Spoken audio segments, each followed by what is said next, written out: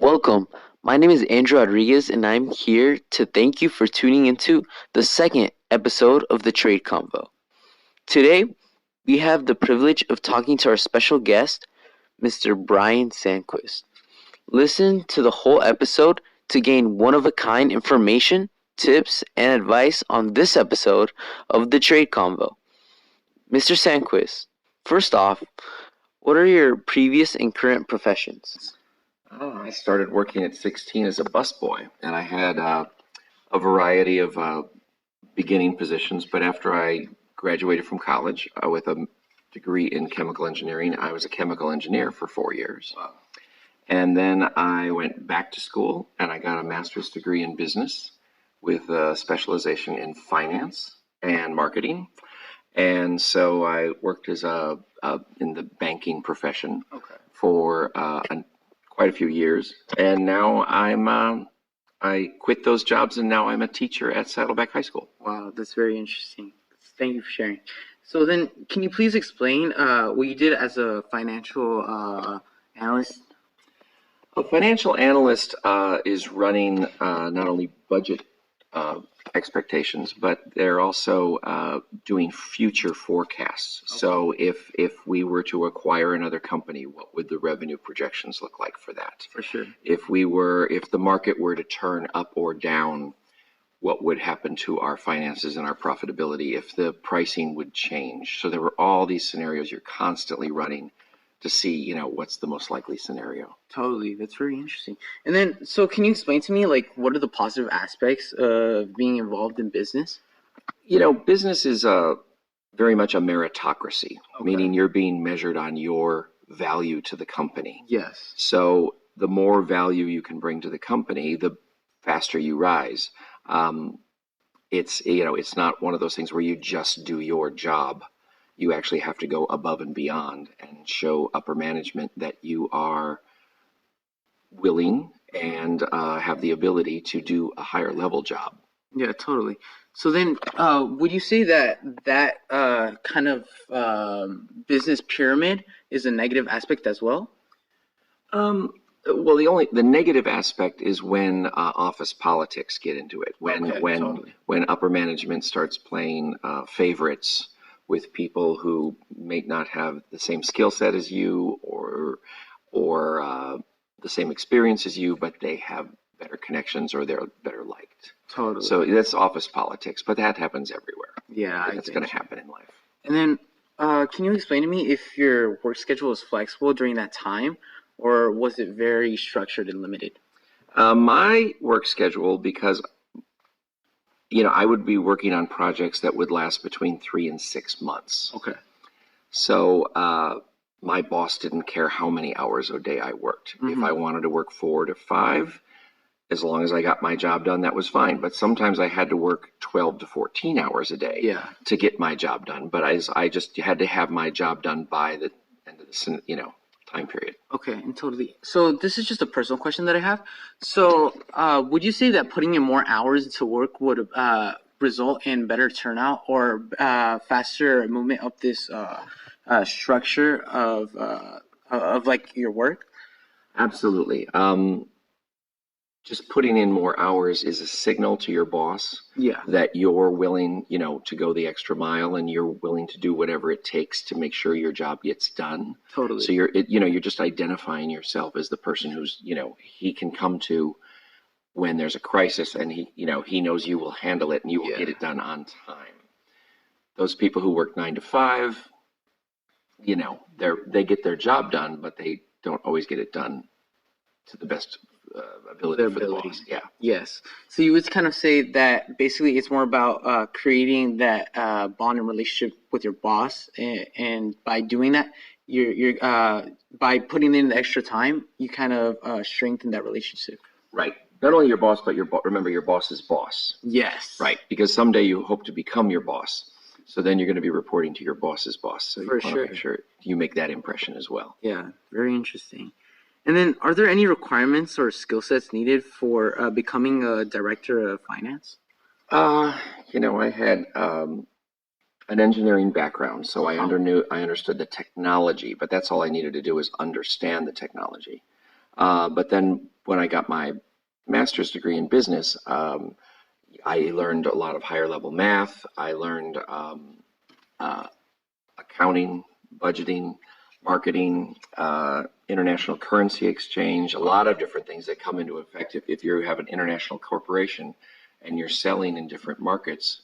And what happens if you're selling in Japan and the currencies fluctuate? Yeah, totally. It could change. Your pricing stays the same, but all of a sudden the amount of dollars you're getting back aren't worth as much. Yeah. So you had to, there were a lot of different scenarios you were looking at constantly.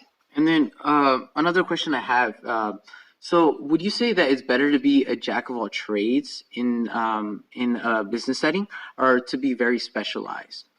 I think it's better to find one thing you're very good at and just become the best expert at that you can. In one of my jobs, I worked in municipal bonds for higher education, meaning universities, basically. Yeah. Selling bonds for universities.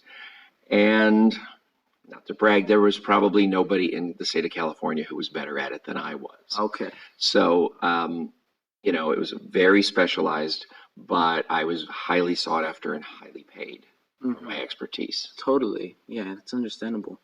And so then do you believe there are different pathways available that can lead someone to the same position that you were in?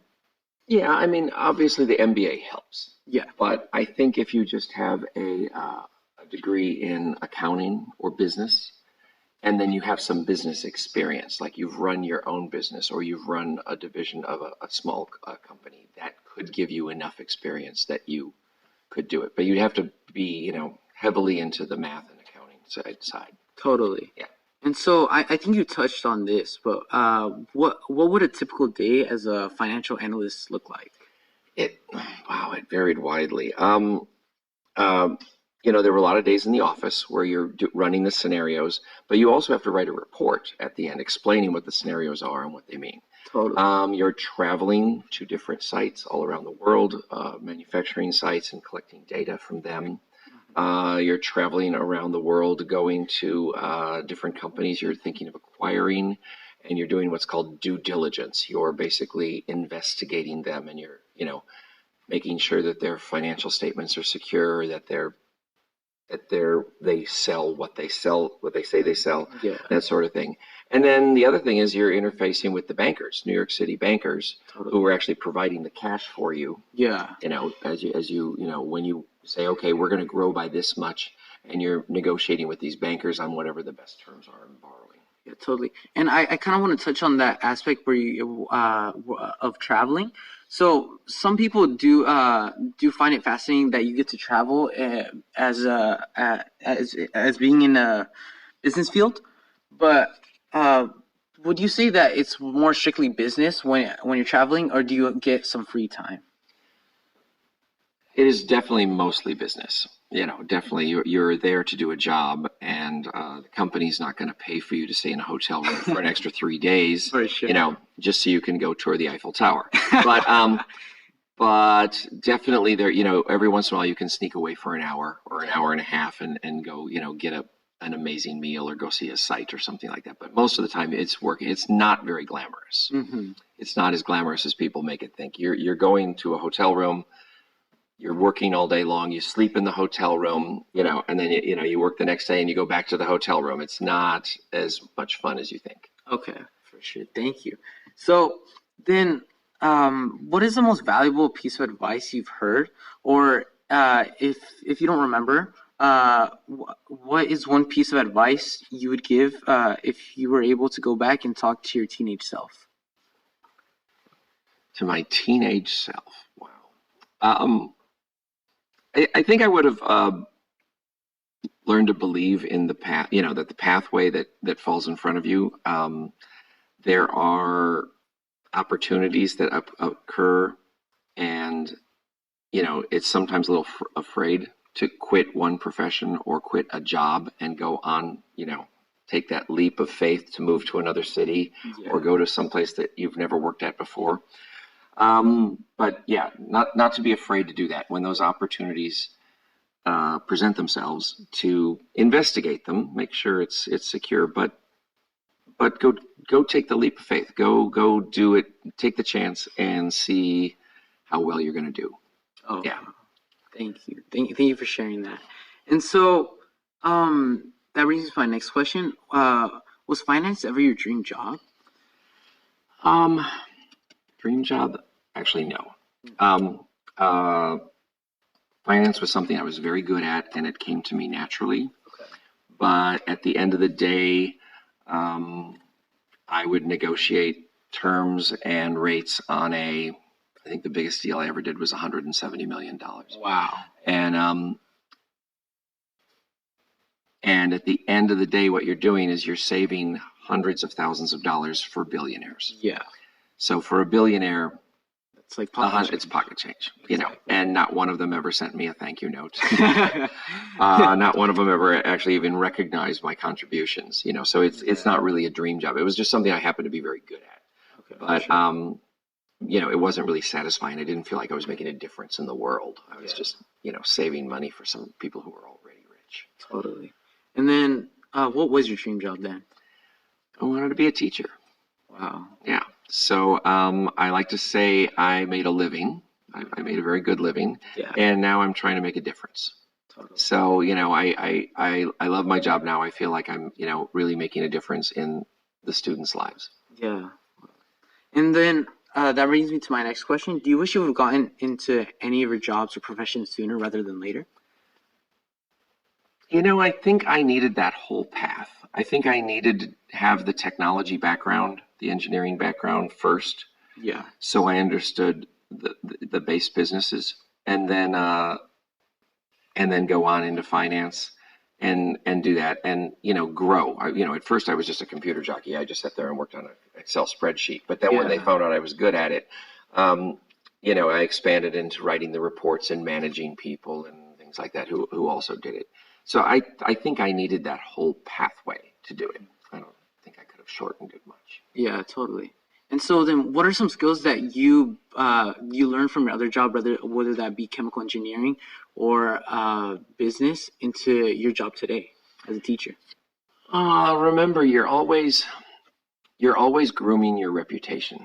Yeah. And you can't get back your reputation if you ruin it. Mm-hmm. So you are you need to remain calm. Yeah. You need to make sure your boss remains calm and reassure them that, you know, you'll be able to do this. You know, you manage their expectations when they say, you know, I need this 50-page report done by tomorrow.